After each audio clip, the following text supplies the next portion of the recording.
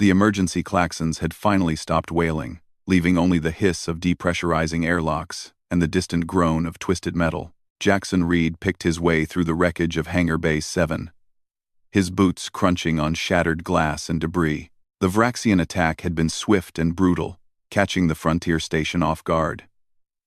Most of the crew had made it to the evacuation pods, but protocol demanded a final sweep. That's when he heard it, a sound so small and broken that he almost missed it beneath the ship's dying systems. A whimper. Jackson froze, his hand instinctively moving to the plasma pistol at his hip. The hangar was supposed to be empty. He moved toward the source, weaving between the skeletal remains of a burnt-out shuttle and a pile of cargo containers that had been scattered like children's toys.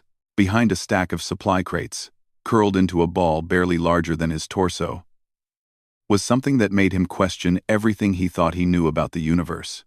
She was small, impossibly small, with scales that shimmered between deep purple and midnight blue in the flickering emergency lights.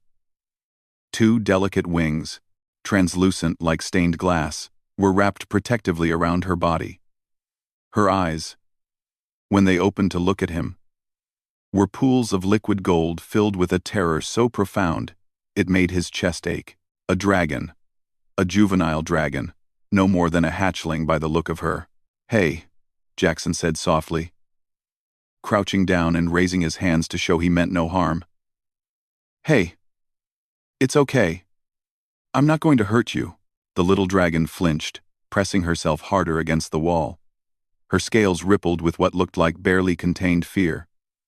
For several long seconds, they simply stared at each other, human and dragon.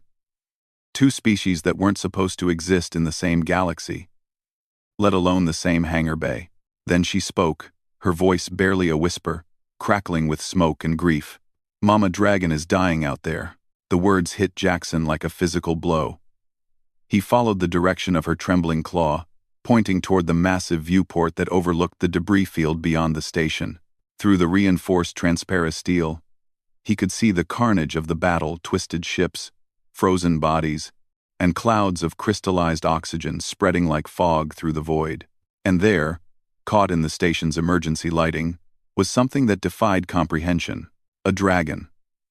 An adult dragon, easily the size of a heavy cruiser, drifting among the wreckage. Her scales, once presumably magnificent, were scarred and blackened. Atmosphere vented from multiple wounds along her massive flanks, creating spirals of frozen crystals that caught the distant starlight. One wing hung at an unnatural angle, clearly shattered. Even from here, even through meters of reinforced hull plating, Jackson could see she was dying. "Your mother," he breathed, understanding flooding through him. Dragons weren't just myths or legends from old Earth. They were real, spacefaring creatures that humanity had simply never encountered. Until now. "She fought the bad ships," Liren whispered, her voice breaking.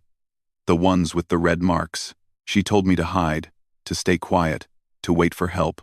A tear, luminescent and pearl-like, rolled down her scaled cheek. But no one came. No one but the Metal Man. Metal Man. She meant him. In his environmental suit, Jackson's mind raced.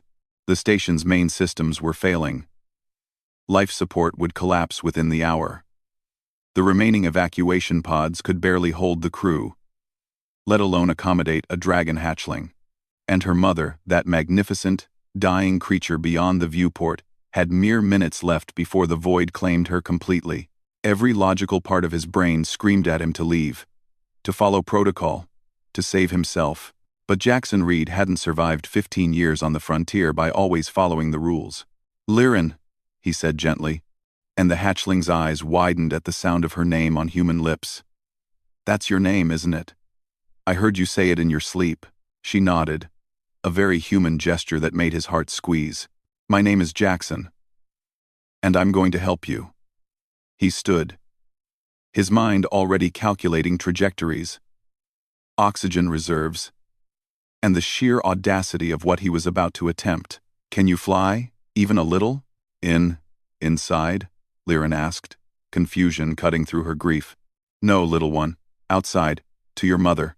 Understanding dawned in those golden eyes, followed immediately by fear. But the cold, the nothing air, I know. Jackson was already moving, running toward the emergency equipment lockers. That's why humans are crazy enough to wear these. He pulled out an EVA suit, the largest child size they had. It would be a tight fit, but dragons were more flexible than they looked. What he was planning was insane. The maintenance airlock was damaged but functional. His own suit had maybe 40 minutes of oxygen. The dragon mother was drifting, but slowly he could reach her with a jetpack if he was precise. And if he could somehow get Liren to her mother before the end, maybe, just maybe, they could say goodbye. Why? Liren asked as he helped her into the suit, her wings folding in ways that should have been impossible. Why help? Dragons and humans. We don't know each other. Jackson sealed the helmet, checking the seals twice. Through the transparent faceplate, he met her golden eyes with his own storm gray ones. Because your mother fought to protect this station. She fought those Vraxian raiders when she had no reason to. She saved hundreds of lives, human lives, and asked nothing in return. He tightened the final strap. Because you're scared and alone and no child, human, dragon, or otherwise, should have to face that. He paused, then added softly, and because sometimes, the right thing to do is also the crazy thing to do. It's kind of what we humans are known for. 20 minutes later, Jackson Reed floated in the void. One arm wrapped around a small dragon in an oversized EVA suit. The other firing controlled bursts from his jetpack. Behind them, the station continued its slow death spiral. Ahead, the great dragon mother waited. Her breathing shallow, her movements growing still, but her eyes ancient, wise, and filled with starlight found her daughter. Found the small figure in the human's protective embrace, and in the moment before the end, as Liren pressed her helmet against her mother's scarred scales and whispered words in a language older than human civilization, the great dragon's eyes met Jackson's. In that gaze, he saw understanding, gratitude, and the beginning of something new, a bridge between two species, forged not in diplomacy or trade, but in a simple act of compassion.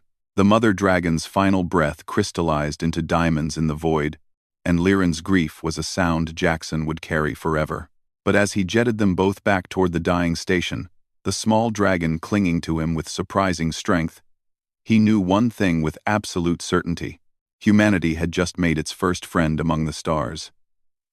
And he would personally ensure that Liren, orphaned, alone, but alive, would never face the darkness by herself again. Because that's what humans did. They found the lost. They protected the innocent, and they never, ever left someone behind.